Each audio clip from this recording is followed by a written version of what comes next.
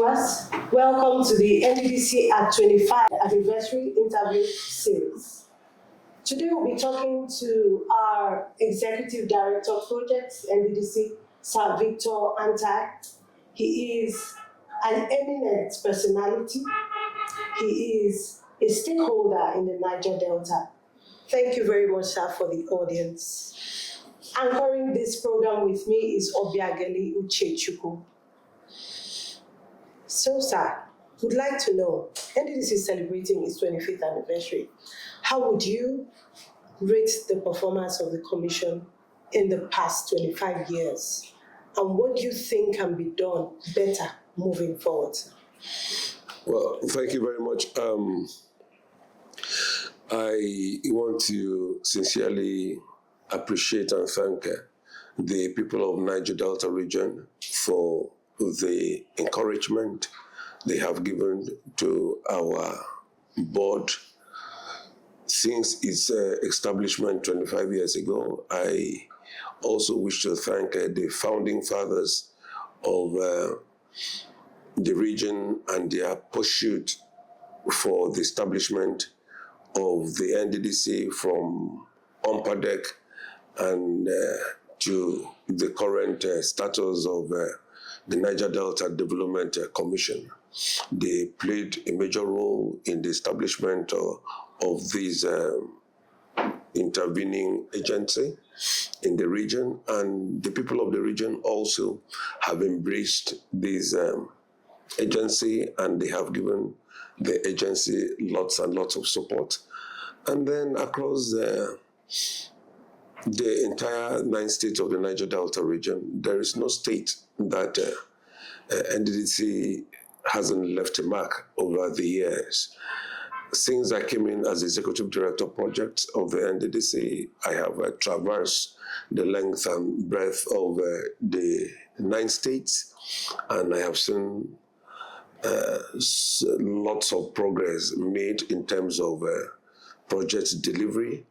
Also, some of the key projects, legacy projects, mega projects that our predecessors started, but for one reason or the other, they were not completed. Those projects the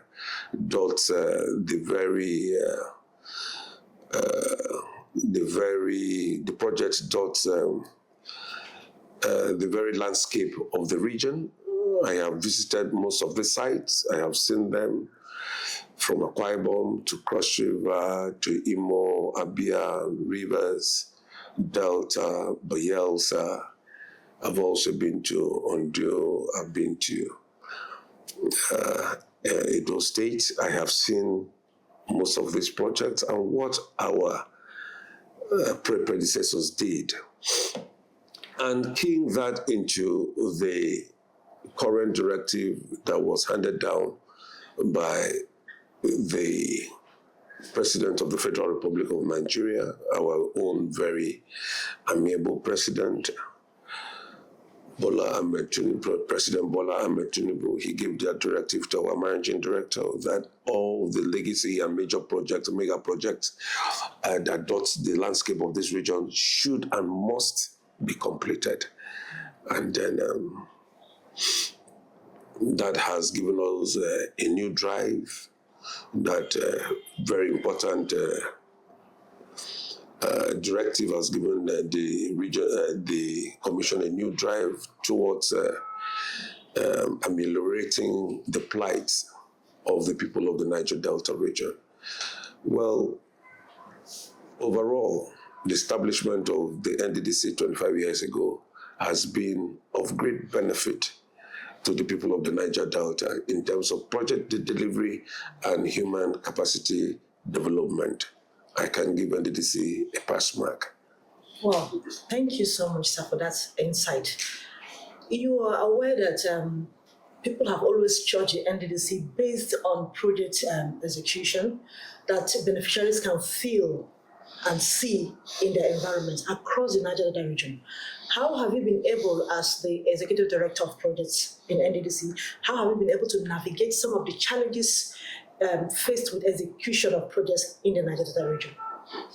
Well, first and foremost, the critical aspect of project delivery, what hinders project delivery in the Niger Delta region basically is the terrain. Apart from the terrain, the next thing is funding. Like talking about the challenges like the Kataba Bridge, which is about 1.2 kilometers long. And then on the other side of that 1.2 kilometers long bridge, you also have another 240 meters bridge before we land at the Taba end of that alignment. That project was abandoned because of funding, and then lots and lots of other mega projects that dot our landscape in the region as also were abandoned by our predecessors because of funding. And then with proper funding, given the terrain of the Niger Delta region, there are some areas in the country that you do a kilometer of road with about 300, with two side drains, with about 300 to 400 million naira now. But in the Niger Delta region, you are not going to use that. You are almost using double or triple that to complete a kilometer of road with two side drains. We are talking of almost R1 billion now because of the terrain that we have found ourselves. If you're doing a story building in certain areas of the Niger Delta region, you have to do the raft foundation, you have to introduce cross beams, but in certain areas of Nigeria, you don't need to do that. You just go ahead, do your foundation, you do your DPC, and your building is up. So one of the key problems that we are having in project delivery in the Niger Delta region is terrain, and the second one is financing. So I want to use this opportunity to also plead with the federal government, all the outstanding debt owed the commission be released, and also to the IOCs. Most of them are still owing the NDDC, and I also wish to use this opportunity to talk and plead with the federal government to employ the IOCs to release those funds to the Niger Delta Development Commission. This will help us to interconnect the states, interconnect the local government areas, interconnect the communities with roads and bridges.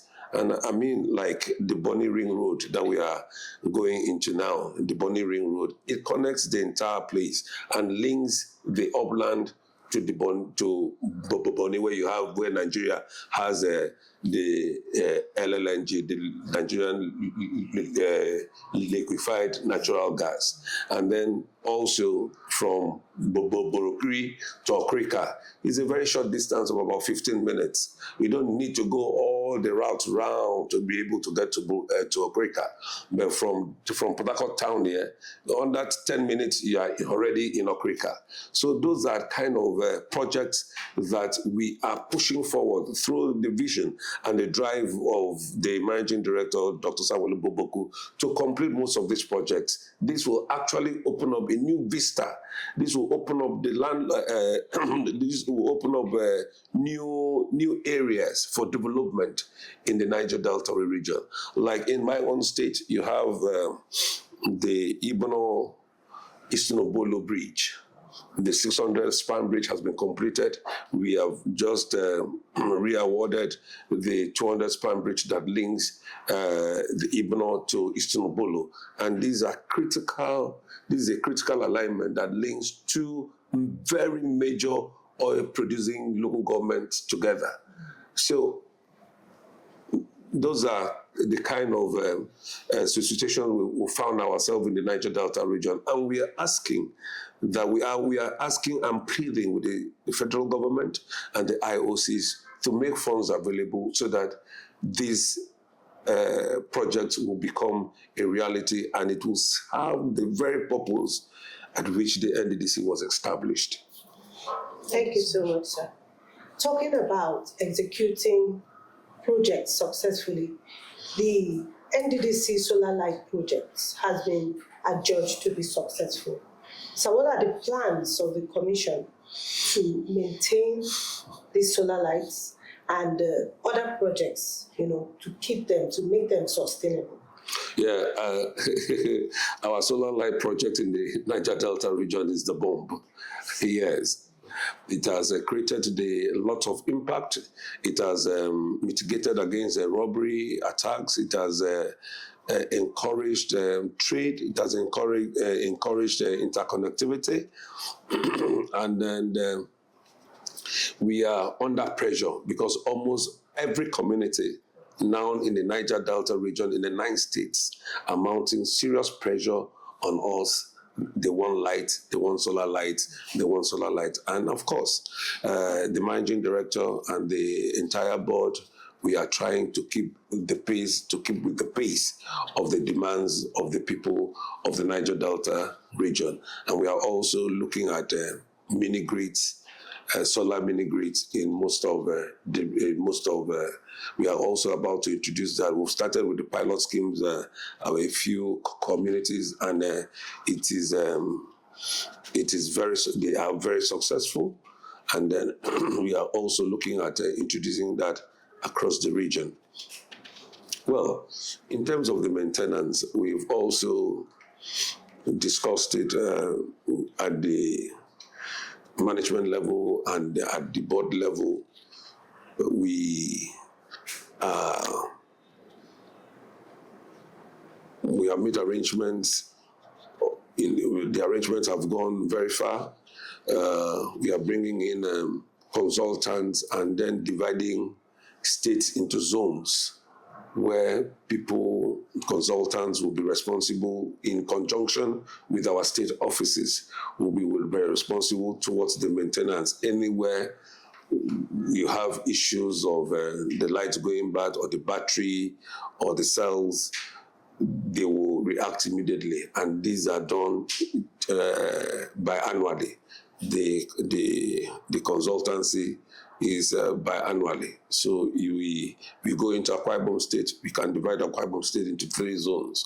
Each of the consultants will take care of his own zone in conjunction with the supervision of the state offices. So anywhere where there are issues, either the light is faulty or the pole has fallen and stuff like that, the person that controls or that is responsible for the maintenance of the light in that zone will be called upon, and then their numbers are made available to the community people, so that at every given point in time where there are issues with this light, the consultant responsible for that zone is called upon to rectify it. And so far, so good. The results have been amazing, And kudos to my managing director. He has a very good foresight in project delivery. All right, thank you so much, sir. Speaking about project maintenance and supervision, what measures have you put in place to ensure that the projects we have all over the region are monitored and supervised properly? Well, we first and foremost, human capacity development. We are currently training our staff with new techniques in project management, and also we are also making the tools for supervision, especially vehicles. State offices have been provided with new vehicles that will enable our engineers in the state offices to traverse the length and breadth of their areas of jurisdiction. And also, recently, we also have the mega projects that we are pushing for completion.